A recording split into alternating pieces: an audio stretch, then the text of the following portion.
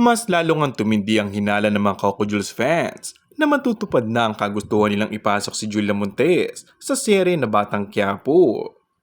Kamakailan kasi ay naging makahulugan ng sabihin ni Coco sa isang interview na meron silang pinaplanong pagsasamahan ni Julia.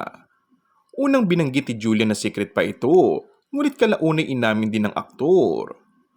Marami nga kasi ang nag-request noon pa man na sana'y mapanood sa Batang Quiapo ang aktres. Total naman daw ay tapos na ang taping nito sa Saving Grace ay baka naman mapagbigyan ng mga fans. Hindi nga lang dahil sa gusto nilang makita ang dalawa na muling magkasama on screen. Siyempre ay mahusay din daw talaga si Julia, mapa-action man o drama, na tiyak na mabibigyan buhay kung anumang karakter ang ibigay dito. Lately nga ay may mga netizens na nauumay na sa mga eksena sa Batang Quiapo at para maiba naman daw ay bigyan ng love life si Tanggol. Hindi naman daw kasi bet ng mga netizens ang mga leading lady na ipinapasok ngayon sa nasabing serye. Samantala, hindi pa man kumpirma ay trending na sa isang social media site ang Julia sa Batang Quiapo.